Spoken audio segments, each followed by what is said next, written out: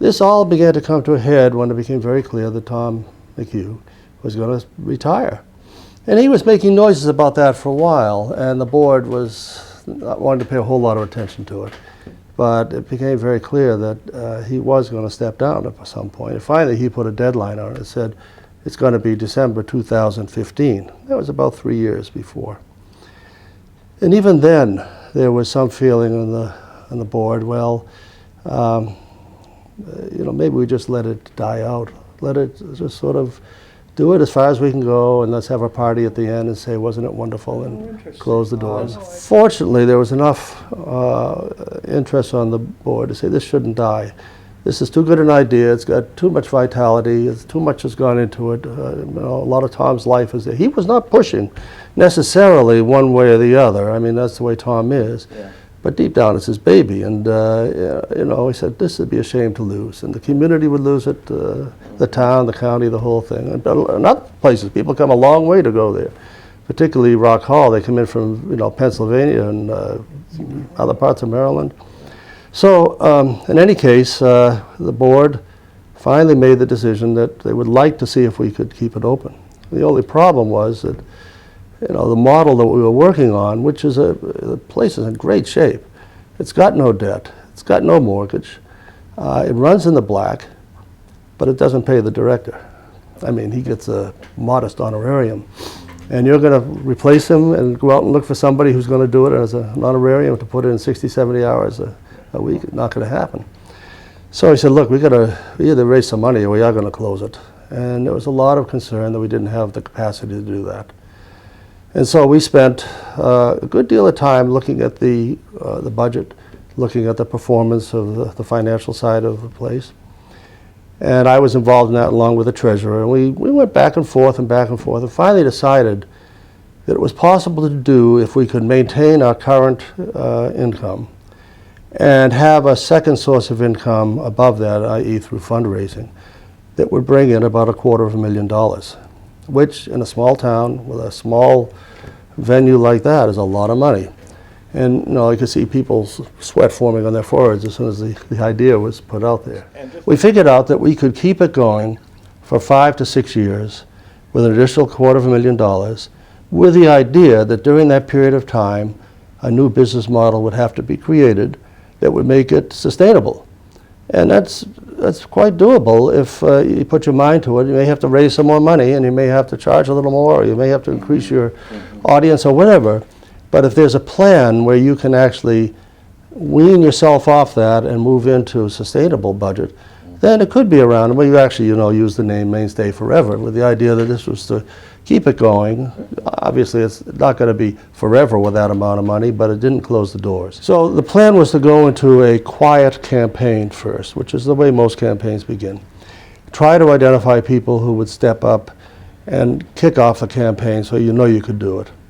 And so we had about 4 prongs that we started with, and it started back in the spring of last year. First thing we did is we said, let's get some honorary chairs who understand what they're doing, is lending their name to this, but also they know they're going to have to make a major donation. We had 3 names. That's all we had really was 3 names, and we had to hit all 3 to make sure they would do it. All 3 said yes, and all 3 came in at major levels. And I think for the first time, we felt this was something we could accomplish. Those 3 people together came up with about $80,000. Well, that was a big leap. The next group was the board. And the Mainstay board was a working board, which normally means they do a lot of work, but they don't give a lot of money.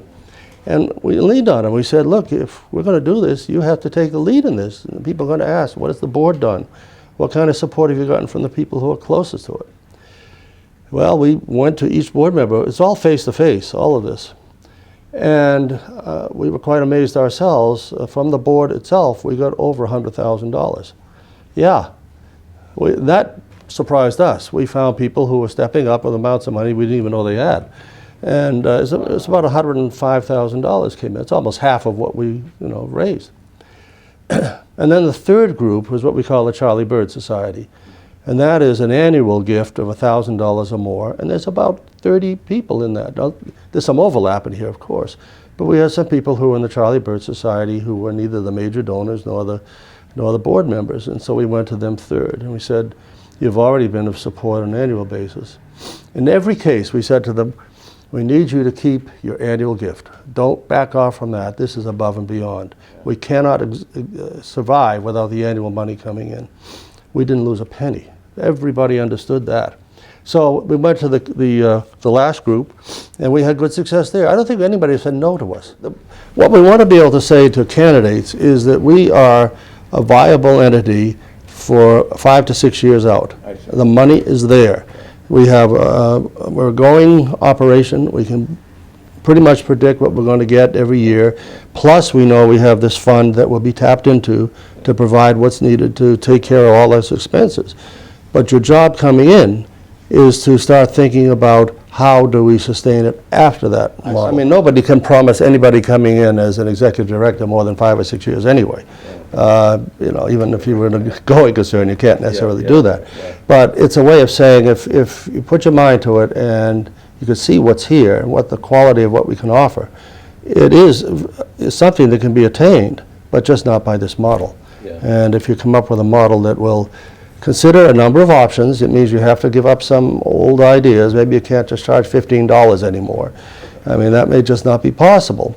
And maybe you do have to raise more money, or maybe you have to go to some of the members and start talking about endowments and so forth. You see in that letter, it starts with a question, can you imagine the community without the Mainstay? What would it mean if that were just to disappear?